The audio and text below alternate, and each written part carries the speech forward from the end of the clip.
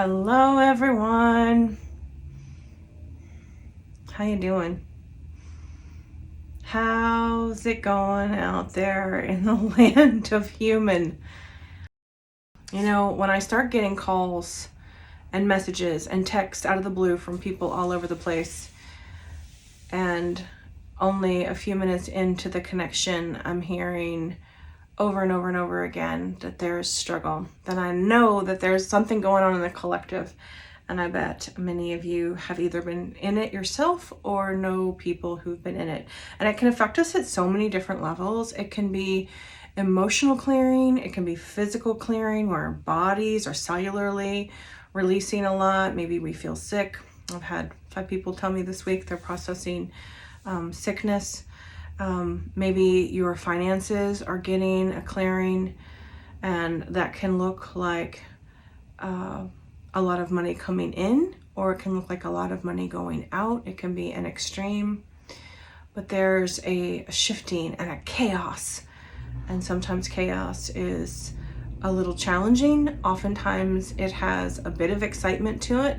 That can sometimes feel like our adrenaline is surging though, and it takes its toll on us. And so we can show up to ourselves, and we can show up to one another, and we can let it all just keep moving through us. Let it keep transforming and transmuting. And it's okay to cry. It's okay to laugh.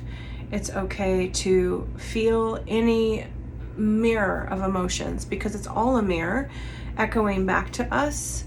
And there's a reverberation that happens too. There's a ricochet that happens.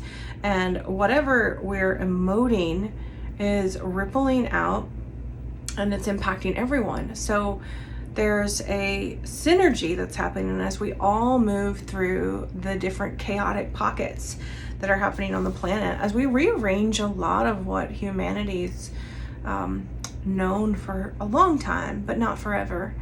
And beyond just our human self, at the multidimensional level, there's so much possibility that we maybe have forgotten in our ego self and our mind self and the analytical part of us that knows a certain society story, that we show up and we do this in our daily lives, and maybe we forget to question and say, it hasn't always been this way. And maybe we want something different. And sometimes when there's a little bit of chaos, it just sort of moves us out of the automatic pilot. It moves us out of that place where we just take everything for granted and just assume that it has to be this way. And it takes us into a place sometimes of reckoning and asking, what the heck is going on? What the heck is going on with me? What the heck is going on the planet? And is this the way it's supposed to be? Is this what I want for my life? Is this what we all want for our lives? Where can we let the chaos be a shaking up of all the things? It's kind of like when you have the puzzle all put together, and then you break all the pieces apart and you begin the puzzle again. Maybe there's some things that humanity needs to put back together in a different way. Maybe we can create a different scene, a different picture together. Maybe it's something that we'll like even more. And it's hard to see that when there's all the pieces piled up and it's like, what are we doing? But what if there was something that we could create together that feels even better to our hearts, especially than where we've been? What if it offers more freedom? What if we release our attachments to more of the things that we're so attached to?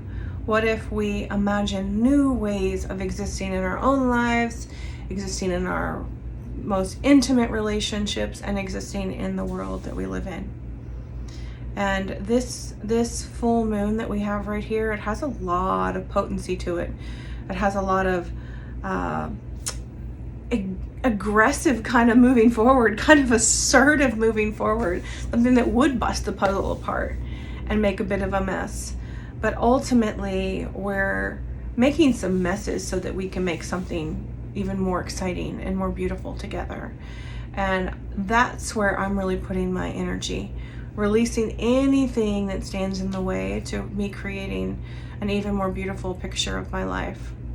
And sometimes it can be helpful to, especially if we're in a chaotic moment, which I'm hearing. I've had a few of my own, especially in the last week, but when we're having a chaotic moment, it can be helpful to remember a moment that it wasn't chaotic, to remember a moment when it wasn't challenging, and to feel that, and to remember that that now moment exists and it will exist again. And we can align with that, but we don't have to rush to it. We can let it happen. It will naturally make its way back to us. And I think sometimes we're scared of that. We're scared that the beautiful moments might not come back, but they will. They will. Oh, I promise you they will.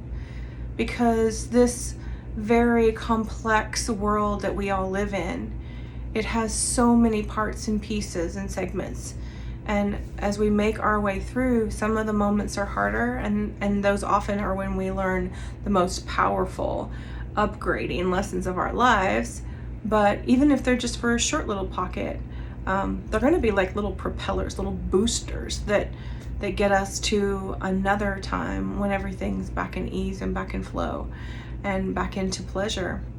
And, you know, speaking of pleasure, I love to talk about pure pleasure.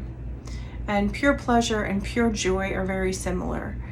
The bliss energy, whether we're finding that sensationally within our body or we're finding that sensationally within our multidimensional capacity to go beyond the body, when we tune into that kind of bliss state, that kind of pleasure, the sensation of all of our bodies is tuned in to what is, and what is okay, just as it is. And that's actually where the really deep and pure pleasure comes from, because we're not trying to hold on to it, we're not trying to keep it, we're not trying to push anything that's challenging away. We're just being with it.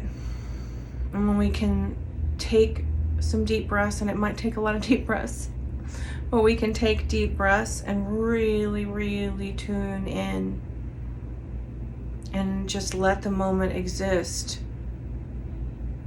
there's a peace that can just subtly move up to joy, that suddenly moves up to bliss. And then we're okay with all that is. And I feel like the times that we're in right now are really calling us to be okay with what is, whatever it may be on any given day. And I say it with real true compassion and an understanding of just the human condition, of how challenging it is just to show up and be human, to deal with the struggles of our own lives, to witness the struggles that those we love are going through. There is suffering in pockets, but really, if we can just observe it and also feel it and combine the two together, we can transmute so much, and we can really take it to a place of acceptance that allows it all without causing us the suffering. It just is. And that is a really beautiful place to be. And we can work with the energy of this full moon to release that.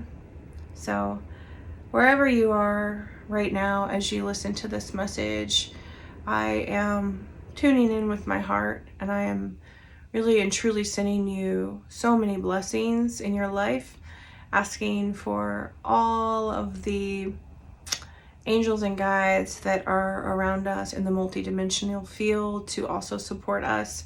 And I hope that your full moon has some moments of releasing what doesn't serve you in this life, whether you do it as a intentional ritual or you just let it go right now as you listen to this message and to this video. So sending you lots of love, and I look forward to connecting with you again here soon, or maybe I will see you here at the Divine Playhouse, and I'll be sharing more below and in other posts nearby about the details for the circle, for the open house. And I love you so much. I'll see you soon. I would like to invite you to come be a part of our open house tomorrow night. A place to leave your burdens, anything heavy, in the full moon fire. And we're going to do a very relaxed, very casual gathering, not a structured formal circle, but just a space to show up and bring anything that you want to release to the fire for the full moon. I am going to have some tea, and I will have everything you need, pens and papers, a lot of sage, and you can come write down everything that you want to let go of.